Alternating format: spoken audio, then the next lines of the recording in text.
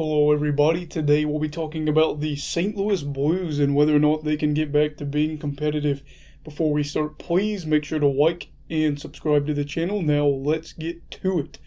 So, St. Louis Blues did make the playoffs last year as they went 11-4-3 in their last 18 games of the season and were able to obtain 25 of the 36 possible points. However, the hot finish to the year wasn't enough to really get anything going as they were swept by the Avalanche in the first round. Now, after this humbling early exit in the playoffs, can they get back to contending? Well, a big part of that is probably going to be on their second line, and that is going to be the additions of Pavel Buchnevich and Brandon Saad. They're going to have to contribute. That's a guarantee. Now, Buchnevich was traded by the Rangers to the Blues for Sammy Blais, and he was also paired with a 2022 second-round pick. Might have said his name wrong. And since then, Pavel has signed a 4-year, $23.2 million deal with the Blues. He's really a guy that I think is going to be a big impact player for them, as he's going to provide top-6 production. And he's a pretty good two-way player. Crashes the net hard, all the good stuff you like to see. He provides value on the PK and has 2 20-plus goal seasons under his belt. And he could be the guy, the shot in the arm that the Blues really need per se. Now, moving on to Brandon Saad, I think another player here that's going to be really big for the Blues trying to get to success or back to being competitive is Saad. As he was a free agent, signed a 5-year, $22.5 million deal. Saad's biggest impact is definitely going to be coming from 5-on-5 even strength play, as only 11% of his goals in his career have come off the power play.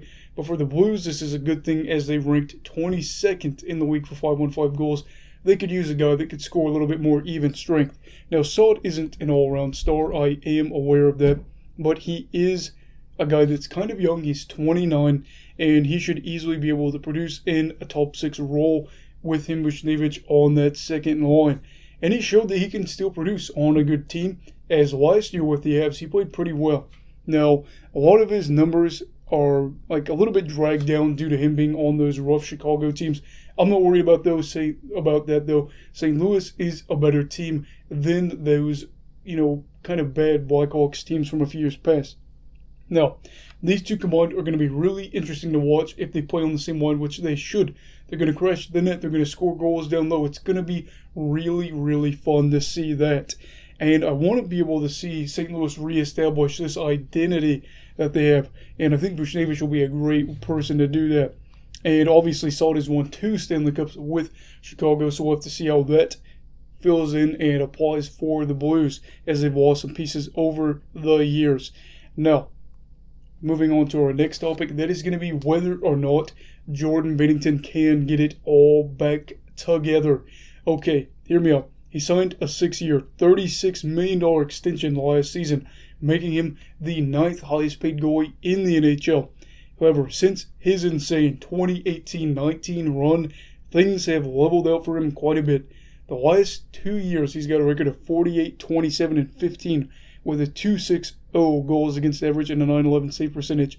He ranks 30th in goals saved above average the past 2 years, even though he ranked 51st for shots against per 60 and 31st for high danger save per 60 for goalies who played at least 1,250 minutes. In short, the past 2 years have been a little bit rough for him because he's not been a guy that is top 10 for facing these high danger shots per 60, anything like that. Or I guess I should say, just in general, not facing a crazy workload, but he hasn't been able to produce to where he needs to be. He needs to get back to where he was. Really, I'm looking at this. The biggest problem I see is Ville Husso is listed as their backup. He's not going to be a guy that you could rely on. If we saw what we saw from last year, we're going to have to watch out for that. But again, when you're getting paid top 10 money for a spot, especially a goalie, you got to produce like a top 10 goalie. There's no excuses, and it's just not going to be able to work for him should he have a bad year. It's got to be. It's no more excuses after that cup run. You have to get back. You have to be able to produce like a top 10 goalie. Will he? I don't know. Now, do I think he'll improve from last year? He could, as each offseason he should theoretically get smarter, and the team around him certainly isn't terrible.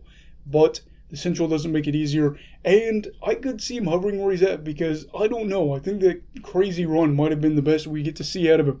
We will have to see. And now the final topic, this is going to be a huge part of St. Louis being able to either get over the hump again or not, is going to be if they can get some young help, and that is probably going to be the deciding factor here.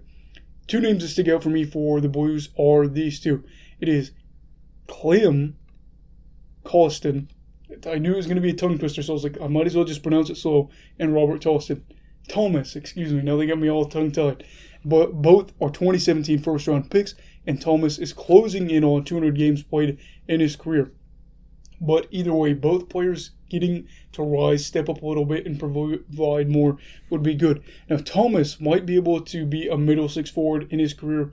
I don't know if he'll ever get out of that role, but I like what I've seen from him. And I know his goal total dipped from last year, but he shot the puck 57% less per game than the previous two seasons, which likely will impact his next contract, but we'll have to see how it goes there. I like what I see, though. Now, Costin, has only played 6 games in the NHL so far. Now, he has played 51 KHL games, and he has played 181 games in the AHL with the San Antonio Rampage. And this past season, he actually played 43 games in the KHL and had 18.7 goals, 11 assists in 43 games played. You know, with only 6 games of NHL experience for him, I think it's going to be hard to say, oh, this is what he provides. But he's 22, he's a first-round pick, and now it is time for him to earn his pay, earn that playing time. You got to be able to, if you're a first-round pick and you've got time to develop, you got to produce. So, with all that being said, do I think the Blues are going to get back to being competitive? I got to be honest here, truthfully, no. And to me, being competitive means you have a great chance to contend for a Stanley Cup year in and year out. I just don't see the Blues being able to do that. While St. Louis certainly has some nice pieces and some good players on this roster, I couldn't see them winning another Stanley Cup with this group. I have to be truthful here. I could see them maybe one more, but they would have to get really hot. And for me, I think a conference final would probably be the best case scenario with this team on a good year every year. It's just, I can't buy into this St. Louis team anymore. You know, the Parayko signing extension really is going to hurt them down the long run. I think I did a video on that yesterday, but I just can't see it. I can't see it anymore. I have to be honest here.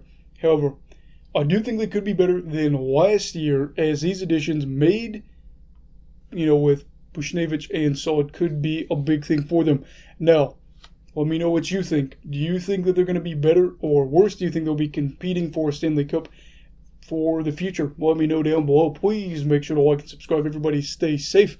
Have a great night. You go love hockey, alright?